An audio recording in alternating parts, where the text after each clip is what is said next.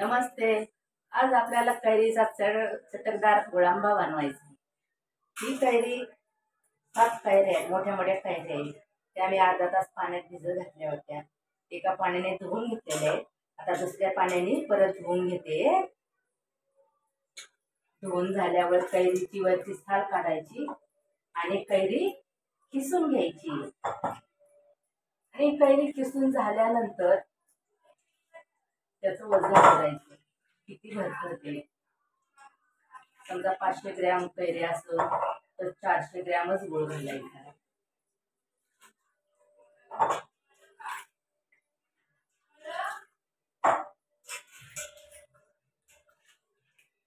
कैरी स्वच्छ धुवून झालेली आहे, तर ते साल काढून घेऊया।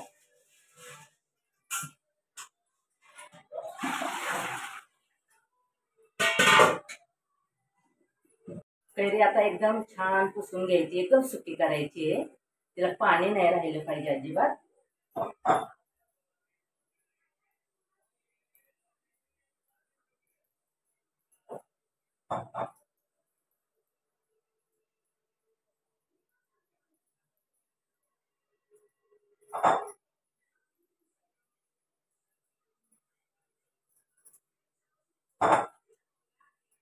त्या कैरीचा गुळांबा खूप छान होतो। ही कैरी जास्त आंबट नाहीये।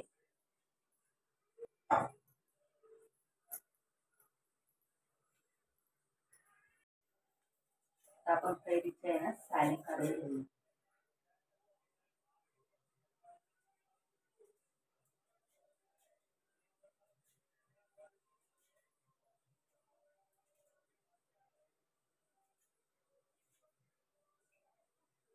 कैरीचा आकार पण बदामासारखा।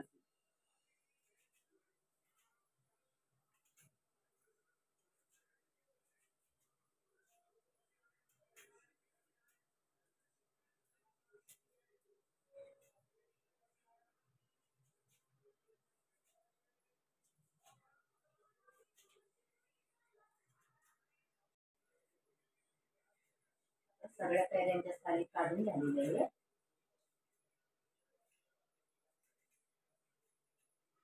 आपण कैऱ्या किसून घेऊ।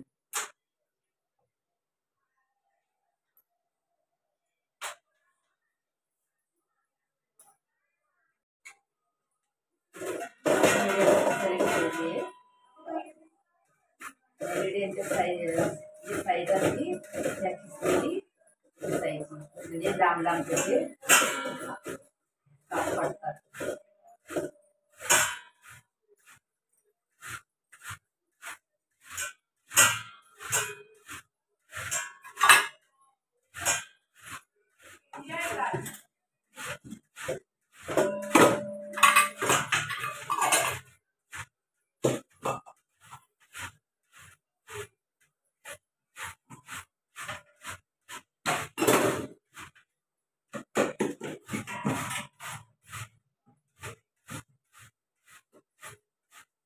खाली ओढायचं, खाली वर असं मागं पुढं करायचं नाही, म्हणजे कैरीच्या काप बरोबर सरळ पडतात, तुकडे होत नाही।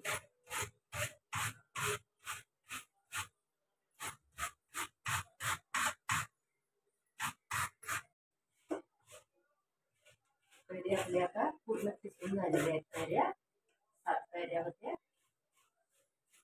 किसून झाल्यानंतर कमीत कमी अर्धा तास असंच ठेवायचं झाकून, म्हणजे त्याला पाणी सुटत ते पाणी पिळून टाकायचं, म्हणजे जास्त गुळांबा आंबट होत नाही।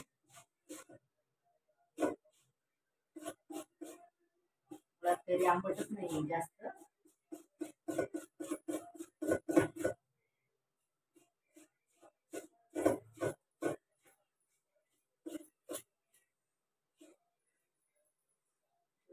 छान पीस पडलेले आहे, लांब लांब।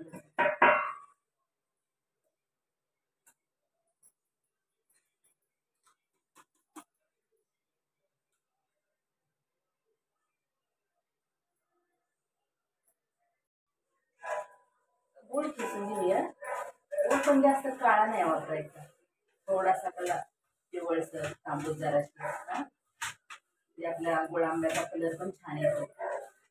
जास्त काळा गोड वापरला तर काळपट गुळ आंबा होतो.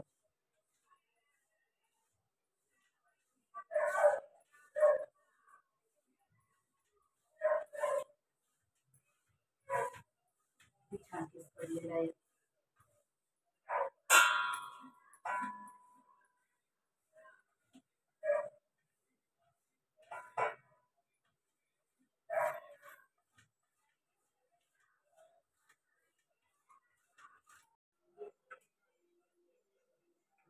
गुळ पूर्ण याच्यात विरघळलेला आहे कैरीच्या किसामध्ये. आता आपण 6 लवंग टाकूया, 6 दालचिनीचे तुकडे, 2 चमचे वेलची पावडर आहे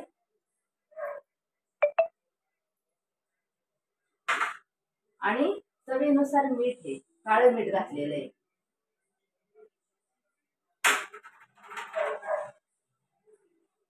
मंद आचेवर हे होऊन द्यायचं.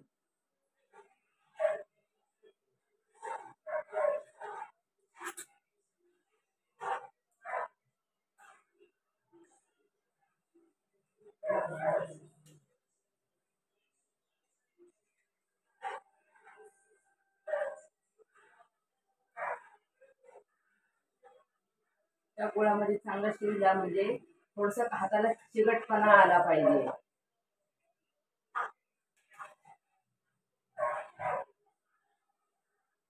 तर 2 बोटावर घेतलं तरी समजतं की चिकटपणा आलेला आहे, आपला गुळ आंबा तयार झालेला आहे.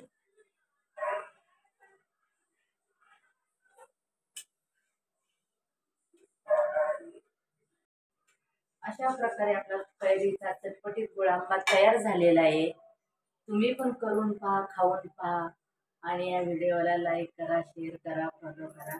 धन्यवाद.